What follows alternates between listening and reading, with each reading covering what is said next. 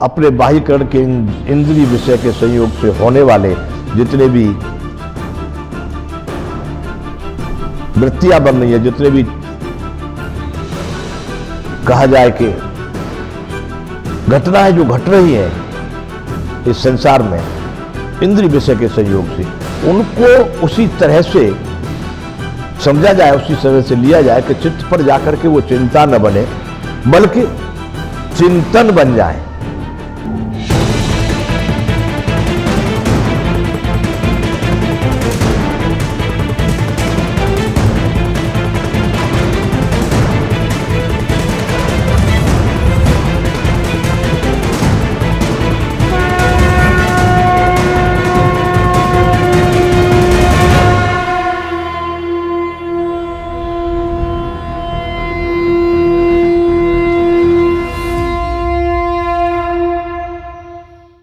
जय विश्वबंधु। बंधुओं, अब हम अध्यात्म भारती में अध्यात्म के इस प्रक्रिया को आगे बढ़ाते हुए हम कुछ अंतःकरण के विषय में चर्चा करेंगे, आपसे बात करेंगे। अभी हम जो बातें करते आ रहे हैं ये बाह्यकरणों की बातें हो रही हैं। अब कुछ अंतःकरण में, जैसे हमारे शरीर में जो अंग है, हाथ पांव, आंख कान त्वचा, ये सब करण यानी करने वाले, ये सभी बाह्य करण हैं। ऐसे ही इस शरीर के अंदर में भी कुछ करने वाले हैं, उनको अंतःकरण बोलते हैं, अंदर के करने वाले। उनमें से मुख्यतः, वैसे तो कहीं कहीं तीन ही अंतःकरण बताए गए हैं, मन, बुद्धि और अहंकार, लेकिन हम चार के अनुसार ही बात करेंगे, मन, चित्त, बुद्धि और अहंकार। कहीं कहीं पर मन का ही स्वरूप चित्त को कहा गया है।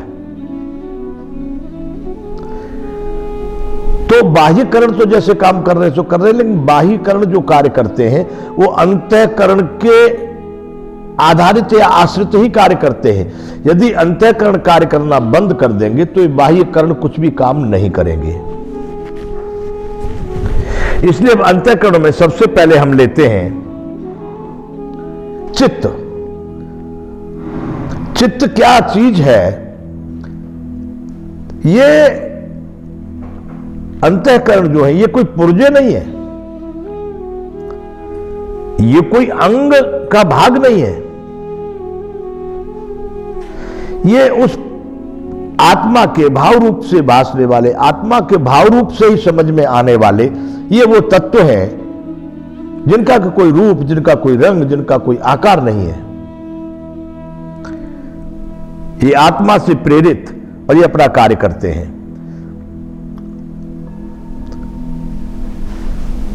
परम चिन्मय, चिदणु, परमाणु जैसे इनके ढूंढने पर, खोज करने पर कोई संकेत मिल जाए तो चित्त की बात करते हैं। चित्त क्या है?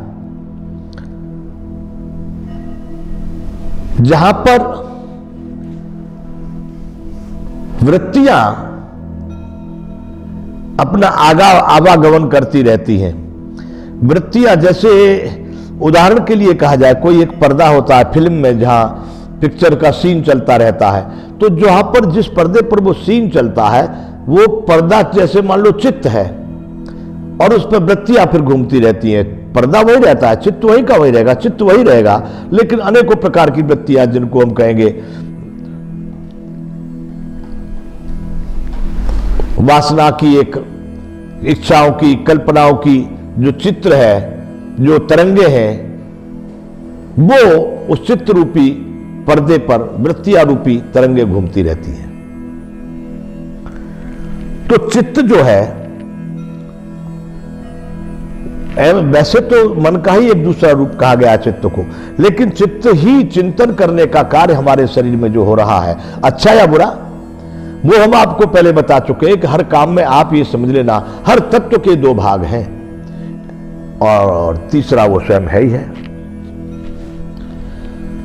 तो जहां पर अनेक प्रकार की वृत्तियां हमेशा आती जाती रहती हैं और जहां पर उन चीजों का चिंतन होता रहता है, चलती रहती हैं वृत्तियां पर्दे की तरह से, उन वृत्तियों को हमें निवृत्त तो नहीं हो सकते। वह भी एक वृत्ति ही कही जाएगी कि हमने अब परमानंद परमात्मा में थोड़ी देर के लिए विश्राम करने का, वो भी एक मन का चित्त का एक वृत्ति कही जाएगी। लेकिन उन वृत्तियों को इतना ज्यादा जो आवागमन है, जो ज्यादा चिंतन मनन है, जो ज्यादा फैलाव हो गया है, उनको हमें नियंत्रित करना चाहिए और चित्त की गति को इतनी गंभीर, इतनी स्थित, इतनी धैर्यपूर्ण बनानी चाहिए जिससे हमारे बाह्य जो दुनिया है, बाह्य जो संसार है, उसमें उसके अवलोकन से, उसके किसी इंद्रिय और विषय के संयोग से हमारे चित्त पर कोई ऐसा असर न पड़े जिससे कि वृत्तियां फिर भटकने लगे। तो ये अंतःकरण, अंदर में काम करने वाले, तो इस तरह से चित्त जो है अपना कार्य कर रहा है। चित्त का कार्य है चिंतन करना, वृत्तियां उस पर चलती रहती है, उन पर विचार करता रहता है, उसमें जो अध्ययन है उसका उस पर करता है। लेकिन वो वृत्तियां कभी खराब प्रकार की होती है तो खराब की तरफ प्रेरित कर देगा, अच्छी होती है तो अच्छी की तरफ प्रेरित कर। चित्त का अपना लेना देना कुछ नहीं है, वो वैसे का वैसा ही है। असर उन वृत्तियों का होता है जो बाहर से अंदर प्रवेश कर रहे हैं। तो बंधुओं, चित्त में चिंतन ही नहीं बल्कि चित्त से ही चिंता भी उत्पन्न होती है। चिंता भी उत्पन्न होती है। वो कैसे उत्पन्न होती है कि जैसे बाहर की वृत्तियां अगर भयपूर्वक, उद्वेगपूर्वक हमारी मर्यादा से परे होंगी तो वो चिंताजनक हो जाएगी। वो वृत्तियां आनंद वाली, उन्नति वाली, समाज, विश्व, प्रकृति, प्राणी सबके कल्याण के हित में होंगी, आनंददायक होंगी, सुखदायक होंगी, तो वो व्यक्ति के जीवन को उत्थान की तरफ ले जाएंगी। तो मूल हमारा आज का जो अभी ये अंतःकरण का विषय है, ये चित्त के विषय में जो करें कि चिंता और चिंतन दोनों चीजें चित्त के द्वारा ही की जाती हैं। इसलिए चित्त को चौकस रखने के लिए, चित्त को हमेशा चेतन रखने के लिए, चित्त को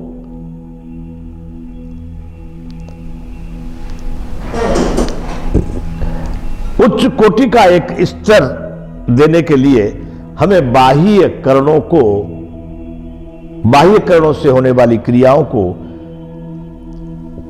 विशेष करके रूप, रस, स्पर्श, गंध और शब्द, ये आंख, नाक, कान, रसना और त्वचा, इससे संबंध रखने वाले ये जो 5 विषय हैं, इन 5 विषयों को हमें ध्यान देना होगा और इन विषयों के अनुसार ही व्यसन यानी भोग, जो भी संसार में इन विषयों में जो वस्तु आती है उसको भोग कहते हैं। वो विषय और भोग, इन्हीं के माध्यम से वो वृत्तियां तैयार होती हैं और वृत्तियों के माध्यम से मनुष्य का चित्त चिंतन या चिंता करता है। तो इसलिए बंधुओं, अपने बाह्यकरण के इंद्रिय विषय के संयोग से होने वाले जितने भी वृत्तियां बन रही है, जितने भी कहा जाए कि घटनाएं जो घट रही हैं इस संसार में इंद्रिय विषय के संयोग से, उनको उसी तरह से समझा जाए, उसी तरह से लिया जाए कि चित्त पर जाकर के वो चिंता न बने बल्कि चिंतन बन जाए। और चिंतन वो हर्षपूर्ण हो, उल्लासपूर्ण हो, सृष्टि, प्रकृति, प्राणी, धर्म, राष्ट्र के हित में हो। और उसको जब आप देखेंगे चित्त का कार्य, तो चित्त जो है आपको सही समदृष्टि का रूप दे करके आप देखेंगे कि चित्त का काम बिल्कुल चौकस हो जाएगा, वृत्तियां उस पर अच्छे प्रकार के कार्य करने लगेंगी और उससे आपका जीवन जो है उन्नति की तरफ चला जाएगा। चिंता की तरफ न होकर के बल्कि चिंतन का दिशा उसको मिल जाएगी। और चिंतन करना स्वाभाविक अच्छे लोगों का कार्य है कि जो चित्त पर चिंतन चल रहा है वो हमेशा प्रकृति प्राणी, धर्म और राष्ट्र के लिए हो जाए। इसलिए बंधु, आज हमने आपसे ये चित्त के विषय में चर्चा की, जिस पर चिंतन चलता है।